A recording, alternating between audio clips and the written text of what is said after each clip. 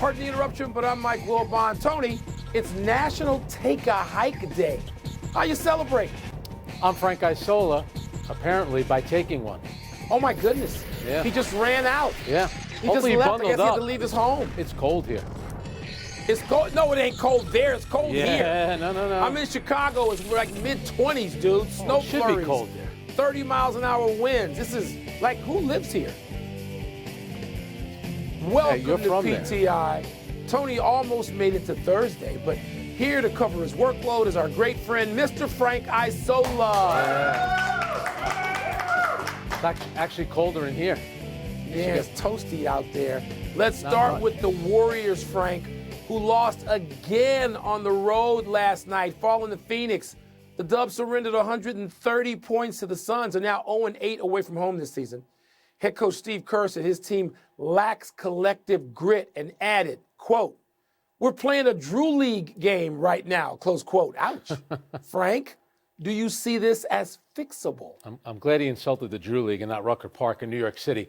Here's my thing. Right now, Mike, the teams that have yet to win on the road are Detroit, Orlando, the Lakers, and the Warriors. Those first three teams I mentioned, no one looked at them as a championship contender. And they're not making the playoffs either. And I got to be honest with with you, I don't look at the Warriors right now as a championship contender. I cannot take you seriously if it's a week before Thanksgiving, you've yet to win a road game. And they've lost to Detroit on the road, Charlotte on the road. They have issues there. Their young players haven't produced. That's why James Wiseman got sent to the G League. Yep. Klay Thompson has struggled. Draymond Green has struggled. Steph Curry's been Steph Curry, and they still have a losing record. Barring a trade, can they get Kevin Durant? Can they get DeMar DeRozan? I think they need to do something drastic to turn this around because it ain't happening right now. You better tell me who you're going to send the Bulls for DeMar DeRozan, but we'll get to that another day. Listen, you mentioned the big thing, and that is the young players. So when you have Wiseman being sent to the G League and you have Moody and Kuminga and even Jordan Poole, look, that was supposed to replace guys like Otto Porter and Gary Payton Jr. and Andre Iguodala. All those guys played like 50-plus games off the bench. Yep. These guys are last, tied with Detroit in plus-minus. The reserves, the second unit. The first unit, Frank, is number 1 in the league in plus-minus. So the starters, not only are they not doing anything wrong, they're the usual Warriors starters. So the grit or the lack of it comes in later. When Steve has to go to that bench, he can't. They lose games there right now. I think it's fixable, but let's go to this real quickly. How long does this go before they have to resort to a trade? Christmas? New Year's? When do they go, wait a minute now, this is really not working? And, Mike, it's not happening for them on the defensive end. 6 of those 8 road losses, they've given up at least 120 points. And I'll tell you something else, too. And we all love Klay Thompson. Every game now seems to be a state of Klay Thompson, where everyone has to address him, and he's getting his confidence back, and eventually it turns around. Why hasn't it happened yet? They're 15 games in. Do they look like a championship-level team to you? They don't. Not even close. All right, let's move to another team that's been struggling. The Cleveland Cavaliers lost their 5th straight game last night by 15 points in Milwaukee to a Bucks team that was missing 5 rotation players. Cavs head coach J.B. Bickerstaff pinned the struggles on, quote, a fat cat mentality developed during an 8-game winning streak that preceded this slump. Is that how you would explain it, Mike? No, I wouldn't, but I understand why JB would do that. You want to get their attention and you want to get it early before this thing becomes prolonged, right? I mean, we've seen Donovan Mitchell not just have the glimpses of, stardom, but some sustained in those first 9 games and even in 2 or 3 games of this losing streak. But I've been paying close attention to them, Frank, because I thought that, New Orleans and Cleveland and New Orleans were the 2 teams that would really be your dark horses. I just think they need time to get used to each other. Yeah. I'm not going to lack of anything just yet, except time. Yeah, well, it's all you, high-priced guys that love offense. That's all you ever talk about. But the trouble is on the defensive end. In that 5-game losing streak, they're giving up 122 points per 100 possessions. That's the worst defensive rating in the league over that span. That's a problem. Jared Allen hasn't played the last 2 games. Jared Allen's one of the most underrated players in the league. He never says 2 words. All he does is he rebounds, he blocks shots, he defends, and he runs the court. So that's a big loss for them. It's only he and Mobley have to be in full effect defensively, and they have 100%. Not been yet. But they've had games, same thing with the Warriors defensively. They've had games against the Lakers, Clippers, and Sacramento. They gave up 60 points in the first half. You're not even giving yourselves a chance. But I'll say this. They're going to be a good team. That backcourt of Darius Garland and Donovan Mitchell is good. But let's be honest, Mike. 15 games into the season, it looks like Boston and Milwaukee are the class two best teams in the league of the Eastern Conference. Everyone else is a distant third. You're right. The league, the whole league. They are. But Cleveland will be a good team. I like what J.B. Bickerstaff is doing. And I think those guys are too conscientious, too serious-minded to let this go on for long. There could be some struggles. Yep. And now to the NFL, where Derek Carr and Devontae Adams are praising Raiders owner Mark Davis, their owner, for standing by head coach Josh McDaniels. McDaniels is 2-7 with the Raiders, but Davis said Monday that his coach is doing a fantastic job and that Rome wasn't built in a day. Can we have any more cliches? Carr says the endorsement was a relief. Adams called it a good move. Frank, does it make sense to you that Davis is standing by McDaniels? To me, it does make sense, and I will acknowledge this. The record stinks. They're undisciplined. They're 9th in the league in penalties. They always are. And he just lost to Jeff Saturday. And also, this is an organization which, by the way, has not won a playoff game since 2002 when they lost in the Super Bowl. So the whole commitment to excellence, I mean, give me a break with that say. That's utter nonsense. But there comes a point, and you keep changing coaches. All these teams want kind of what New England has in the NFL and what San Antonio used to have in the NBA. They want stability. You know, you get stability, you got to stick with the coach. I hated when Arizona got rid of Steve Wilkes after 1 year. Can we give a head coach at least 2 years before we have a referendum on him that he's no good and we got to get rid of him? You know what you should have done? You should have kept Rich Bisaccia, who got you into the playoffs. So if you want to get rid of Josh McDaniel, get rid of the guy that hired him then. Why are you only going to give him half a season? There's another thing involved here, too. Remember, that organization had to pay John Gruden That's a lot of money. Don't know the exact amount, but a lot of money, tens of millions of dollars, almost certainly. So are you going to fire another coach this early in and pay him as well? I mean, at some point, I know NFL, teams seem to print money, but they don't literally print money. No. And I agree with you about the stability issue, how much you fire. But Josh McDaniels, it didn't seem to be the most inspired hire anyway. Nope. Particularly when you had a guy who got your team to the playoffs, but the Raiders are where they are. Yeah, commitment to excellence. It's been a while. Yeah, he's 13-24 in his last 37 games. Yeah, by the way, 12 coaches since they lost the Super Bowl back in 2002. They keep changing coaches, and nothing changes. They keep losing. All right, the football weekend begins tonight at Lambeau. Here's a Thursday night game you're going to want to watch. This is where the Titans take on the Packers. Tennessee, 6-3. While 4-6 Green Bay is coming off an overtime upset of the Cowboys. At this time last week, the Packers looked cooked. Remember that, Mike? If they beat the Titans tonight, will you take them seriously as a contender, even though they're still under 500? No. This is what's wrong with the NFL. You just talked about this in a different context with coaches and how quickly there has to be a referendum on them. Why does it need to be a referendum on the Packers after 1 win or 2 wins? No. No, stop it. Everybody on every network is declaring that the Tampa Bay Buccaneers are back because they won 2 straight. I mean, the discussion of pro football has tired me out. It's got me to the point where I may not watch the Thursday night game because it's just silliness, these projections all the time. Every time a team wins 1 game, you've got them in the Super Bowl. No. Let's go 2 or 3 weeks and see what happens. And also remember, they were down 14 in the fourth quarter to the Cowboys. Yeah. It was an improbable win in a lot of ways. They did run the ball against the Cowboys. That will not be easy to do against Tennessee. Tennessee's kind of floated under the radar. They lost those first 2 games, including the first one to the Giants on a missed field goal. They should have won that, and they've played very well. Now, the thing about Green Bay, they've given themselves not a lot of margin for error here. That loss that they had to the Giants in London was a killer. The loss to Detroit, I just don't know if it's going to happen for them. They win tonight, that's a great win. To beat the Cowboys in Tennessee or a 5-day period, but it's that's just impressive. 2. But it's just 2. Yeah. They got to get and they're not going to win the division. They probably 10 wins, and they're not going to win the division. 10 or 11 wins to make the playoffs as a wild card. That's right. Let's take a break, but coming up, does Kirk Cousins need to throw contested balls more often? What? We'll ask Steve Young. We'll also ask him about the challenges he faced while playing in the snow. You remember this game, Mike? Look at that. Look at that. That's football, old school football. Got his face mushed in a snowbank. We got to ask. Pardon the interruption. Week 11 of the NFL season kicks off tonight, which makes it a perfect time for a visit from our great friend. The man Tony seems to be ducking lately. Hall of Famer Steve Young. And we are going. He's ducking you. I know he's ducking you.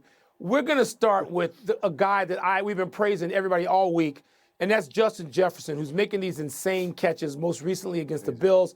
His coach, Kevin O'Connell, says he's pushing Kirk Cousins to throw more contested balls to Jefferson. Steve, this seems insane to me. Have you ever heard, or has anybody ever suggested to you to throw more contested balls? Does it make sense?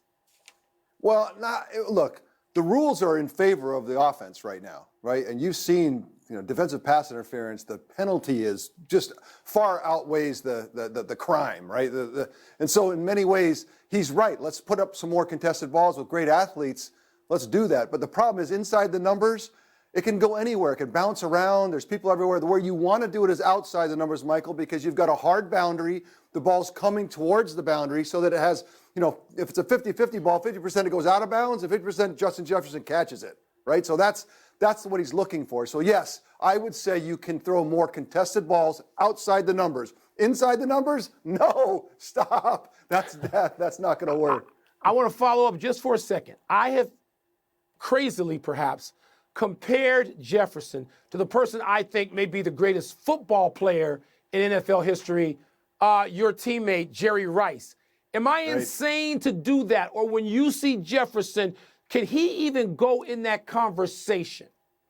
Yeah, well, you got to go forever to do it. Like, if you're going to get in the conversation seriously, you got to do it for 18, 20 years. But there's no question that there is an aspect of receiving that somehow you're always open. Like, well, how does that happen? Is he faster than everybody? No. Is he stronger than everybody? No. But he's always open. And there's this unique kind of spatial relationship to other human beings and how you get to the ball and what the ball means to you and Jerry Rice never went to the ground, Michael. Right. 18 years, he never went to the ground because he had this unique ability to stay on his feet, and his hands could go to the ground, but his body didn't need to go there. And so there's so many things about Jerry Rice that are amazing. So, yes, I appreciate the comparison. I'm very careful about comparing anyone to Jerry Rice, but yes, I'm okay with that. I'm okay with that. Plus, Steve knows the best football player of all time is a guy that he spent a lot of time running away from. That would be Lawrence Taylor. All right, let me go here. Former Tampa Bay Bucs coach Bruce Arians said of the team's struggles earlier this season, Steve, nobody's going to say that Brady was playing bad, but he was playing bad. Do top quarterbacks need to hear that when they're playing badly? Look, the top quarterbacks are the top quarterbacks because they don't need to hear it. They are completely self-aware. Trust me. The reason why I can talk about other quarterbacks and hold them to a high standard because I did the same thing. Like, if I suck during a game, like, I'm the first guy's like, man, that was terrible. Like, you know that. You don't have to even watch the film. You know you were terrible. And so if you're not going to be a great player if you need a coach to go, hey, by the way, you're not doing very well. Like, come on, bro. Nobody needs that. So if you do need that, you're by definition not a great player. So Tom Brady does not need Bruce Arians to tell him that he's playing bad by somehow that's going to magically get Tom playing better. Tom knows it as the ball leaves his hand. He knows that I didn't do that right. Steve, we'll let you go after this. This Browns-Bills game has been moved out of Buffalo to Detroit because of the forecast, like 3 to 4 to 5 feet of snow, depending on if you believe that stuff. I can remember perhaps you having one tough experience in the snow. Yeah. Now, yes, they've moved it. They won't have this. What was that like for you? Like years later, do you think about that game and that experience? We landed in Green Bay. They closed the airport right then. Like, the blizzard was already on. We drove over to the hotel, and for 18 hours, I watched the blizzard just whip. And then we woke up. They had a snow plow. They closed the city in Green Bay, closed it. Nobody was allowed on the streets. They had a snow plow in front of our bus, snow plowed over to the stadium. We're getting dressed. Lehman Bennett walks in and says, by the way, guys, warm-ups are optional. Like he said, you can go out if you want. Otherwise, just hang out here. So I went out for warm-ups, and they had made every 5-yard line kind of a little hill. That's how they kind of demarked the line. So you kind of, as you ran, you'd hop over like high hurdles with, Edwin Moses, and they forgot the winter gear. So everybody was wearing their suits underneath their guys, like whatever you wore to the game, you were wearing underneath because it was freezing. And then we were wearing white, of course, Michael. I mean, come on, we couldn't see anything. And Lynn Dickey was just throwing the ball around. I was like, I can't. So about the middle of the second quarter, I had not completed a pass. My second game as a pro. And James Wilder was a great back. What a great human being. Yes, he was. I go, was. James, I've not completed a pass. I am not going to be the first quarterback in history. I didn't even check the book, but I'm not going to be the first quarterback in history that didn't complete a pass in a game. So you come in front of me, I'm going to shovel you the ball, and I'll be 1 for 11 for -3. And so I can just tell you, it was March of the Penguins on the sidelines. Everybody was around the heat, the flamethrower heater, and someone would yell punt, and you'd be like, ah, crap, and everyone would have to come out from inside and go out to punt. We got killed. But look, all I got to say is warm-ups are optional. That's all you need to know. I mean, Frank, it's too bad that Steve doesn't have, much in the way of recollections about that experience. It's too bad it hasn't. Doesn't remember anything. It hasn't Or Tim Harris jamming my face into the snowbank. I couldn't breathe, and I was clawing at my face because he goes, Tim, you all right? I go, I can't breathe. Steve, that story is awesome. Thank you so much, as always. All right. You can see more Steve and hopefully hear more stories like that on Monday Night Countdown this week, featuring the Niners and the Cardinals. Not in Scottsdale, not in San Jose or wherever the hell the 49ers are playing, but in Mexico City. Let's take one last break, but still to come. Shai Gilgeous-Alexander is doing things we're talking about. And we don't know who Justin Verlander will be pitching for next season, but he just did one more thing for the Astros last night. Frank, I haven't even gone to this new 49ers stadium, Levi. It's not even new. It's like 10 years old. I mean, it's time to get happy, people. Happy 44th birthday, Reggie Wayne. The 6-time Pro Bowl receiver for the Colts has been their receivers coach since March.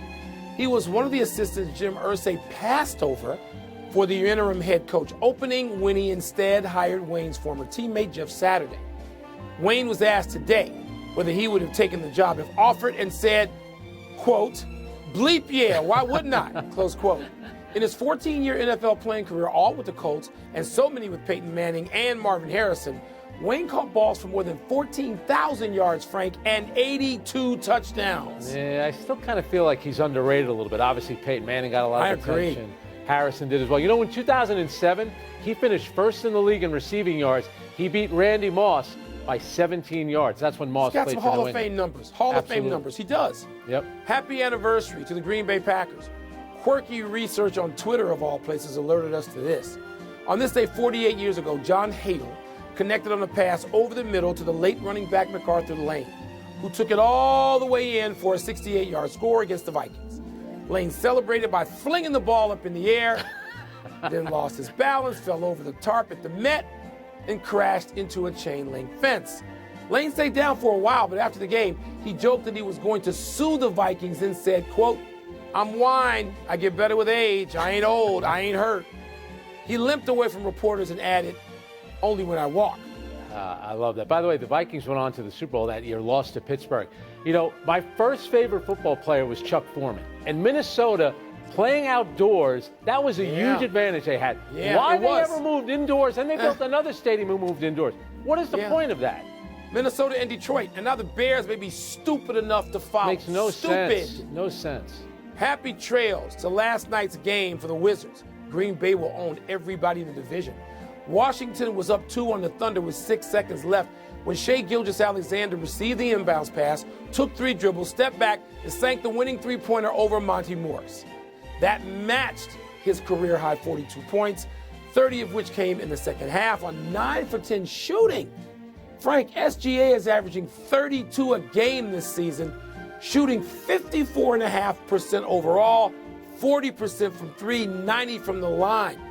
The Thunder have won 3 of their last 4. The only loss in the Garden to the Celtics. I think he's been the breakout star of the first month. Plus, he gets to the basket anytime that he wants to. With Chet Holmgren and all those assets, Oklahoma City is going to be dangerous. Really. We're running out of show. We got to run through the big finish. Justin Verlander and Sandy Alcantara won their respective sides unanimously. You okay with that? No problem with that. It's going to be interesting to see where Verlander is going to end up. Doesn't look like it's going to be the Astros. Could be the Yankees, maybe the Blue Jays.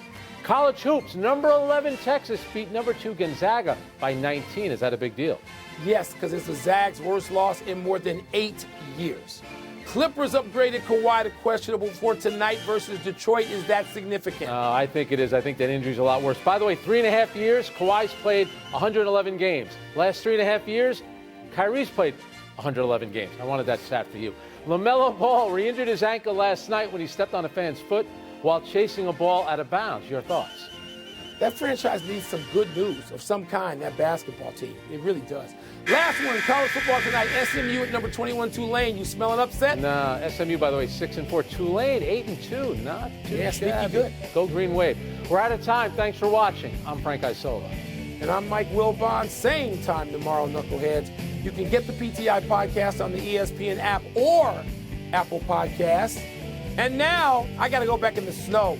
Here's sports. You and Steve Young.